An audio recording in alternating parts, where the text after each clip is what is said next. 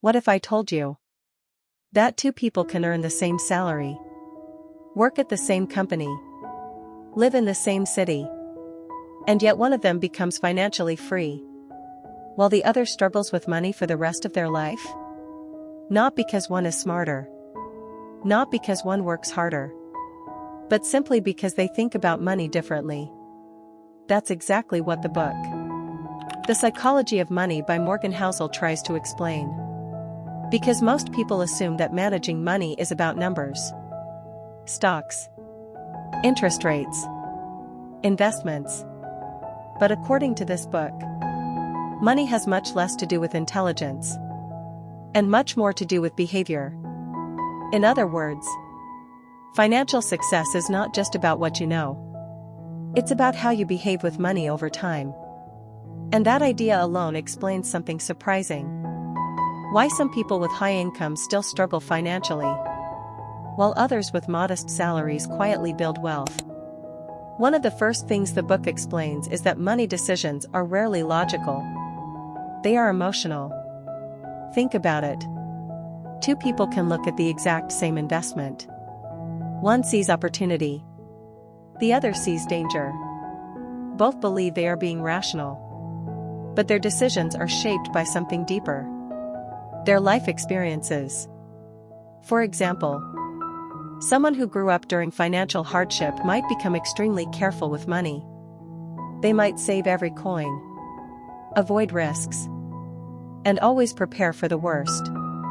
But someone who grew up in a home where money seemed abundant might behave differently.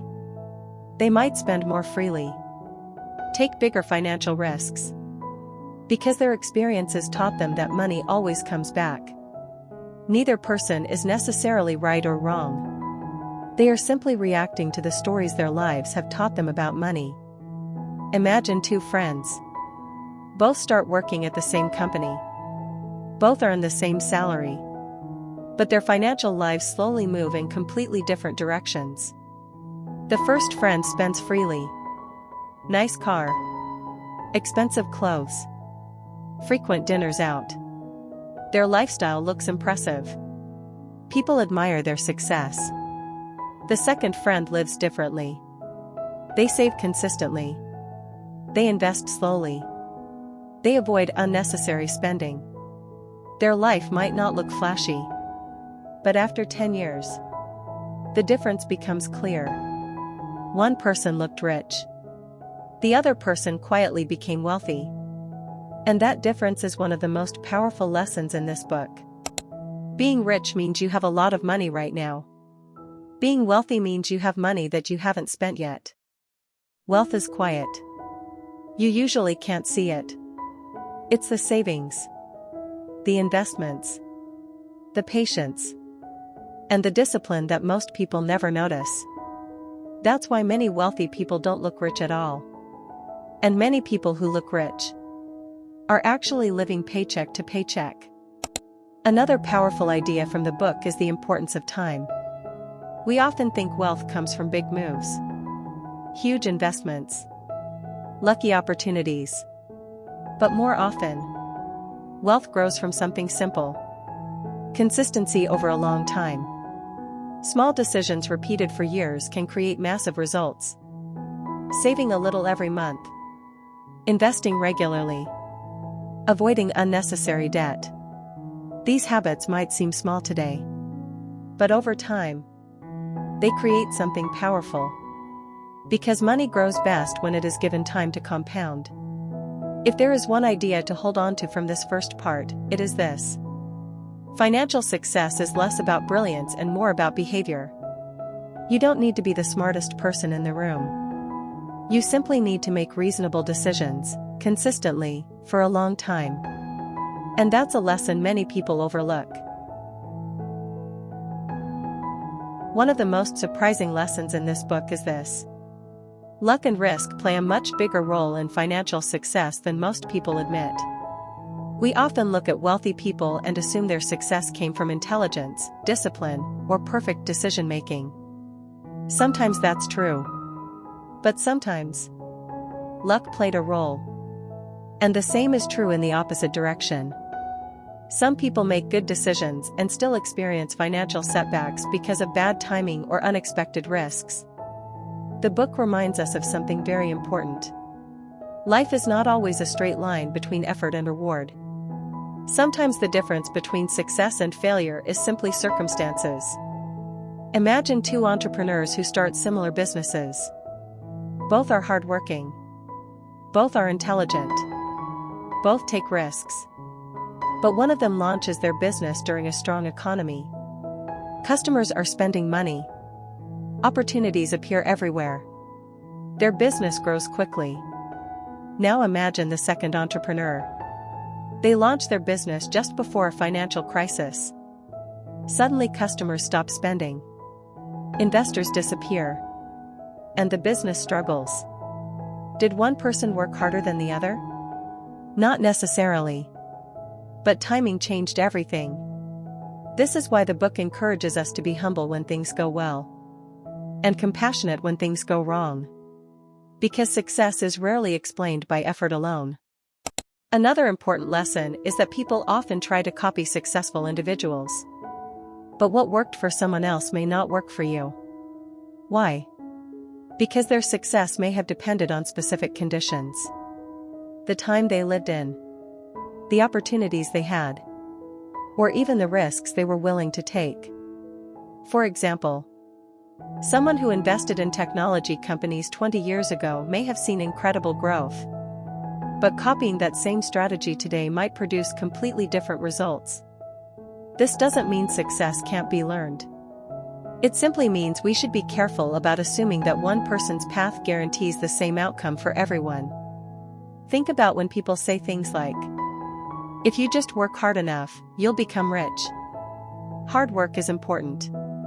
But it's not the entire story. Many hardworking people still face obstacles.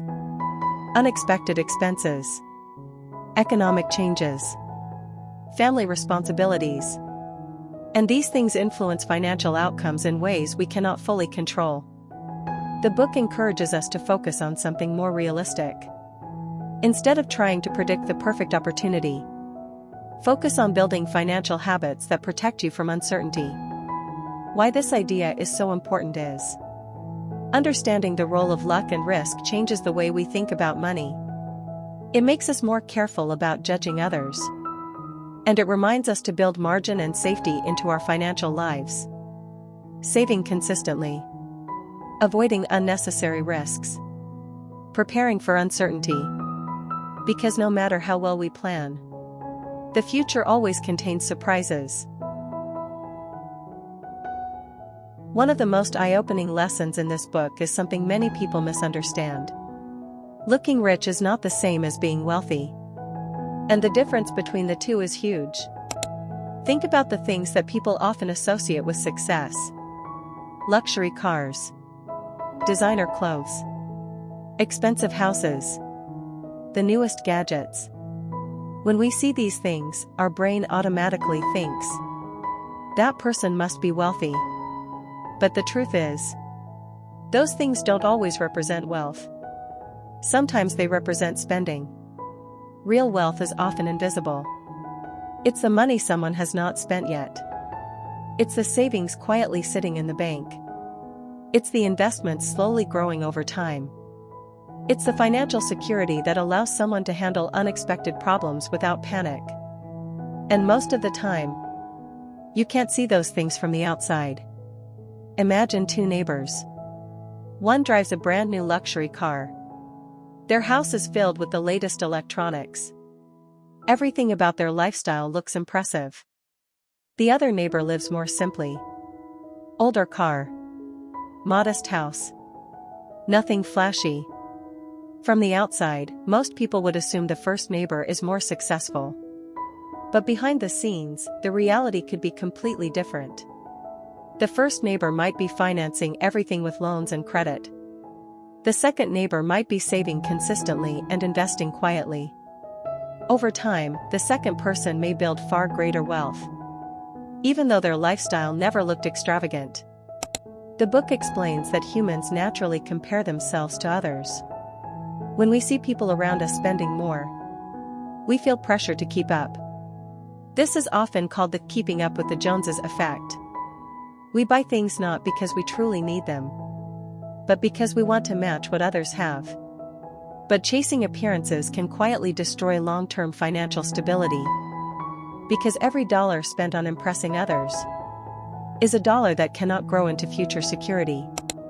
One of the strongest messages in The Psychology of Money is the importance of saving, not just for emergencies, but for something deeper: freedom. Savings give you options. The ability to leave a job you dislike. The ability to handle unexpected expenses. The ability to make decisions based on what's best for your life, instead of what you're forced to do. And that kind of freedom is one of the greatest forms of wealth, even if nobody else can see it. The book suggests a powerful shift in mindset. Instead of asking, "How much can I spend?" ask a different question. How much freedom am I creating for my future? Because every dollar saved is not just money. It's time, security, and independence waiting in the future. And in the final part of this review, we'll explore one of the most powerful ideas in the book: why being satisfied with enough may be the most important financial skill of all, and how this mindset protects people from some of the biggest financial mistakes. One of the most powerful lessons in this book is surprisingly simple, but also incredibly difficult for many people to practice. It's the idea of knowing when you have enough. Many financial disasters happen because people keep chasing more and more. More money, more status, more success. And sometimes that constant desire pushes people to take risks that eventually destroy everything they've built. History is full of examples. Successful investors, business owners, highly intelligent people who already had more than enough wealth, but kept chasing bigger gains, eventually taking one risk too many and losing everything. The lesson here is not that ambition is bad.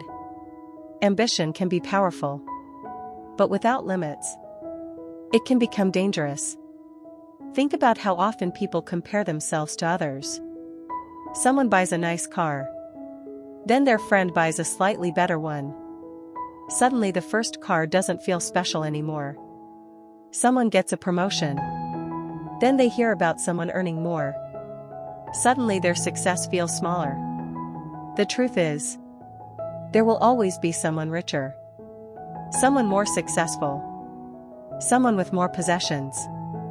If happiness depends on always being ahead of others, it becomes an endless race. A race that never truly ends. One of the most freeing financial ideas is simply deciding, this is enough. Enough income. Enough comfort. Enough success. Because when you know what enough looks like, you stop making reckless decisions trying to prove something. Instead of chasing endless upgrades, you focus on stability, peace of mind, and long-term security. And ironically, that mindset often leads to better financial outcomes anyway. Here are some of the biggest lessons from The Psychology of Money. Financial success is more about behavior than intelligence. People make money decisions based on their personal experiences. Luck and risk play a larger role in success than we often admit. Being rich and being wealthy are two very different things. True wealth is often invisible because it's money not spent. Saving money creates freedom and flexibility for the future. Knowing when you have enough protects you from dangerous decisions. And perhaps the most important lesson is this: building wealth doesn't require perfect decisions. It simply requires reasonable decisions repeated consistently over time. And that brings us to the end of this review of The Psychology of Money. This book is not really about finance formulas or complicated investment strategies. It's about something much deeper. How human behavior shapes the way we earn, spend, save, and think about money. And once you understand these ideas, you begin to see money very differently. But while this review introduces the main concepts, the real value comes from reading the book yourself. Because the stories and lessons inside it can truly change the way you approach money in life. So if you enjoyed this video, like the video, leave a comment and share your thoughts. Share this video with someone who might find it helpful. And don't forget to subscribe to the channel for more reviews of powerful books and life-changing ideas. Because sometimes, one book can completely change the way you see the world.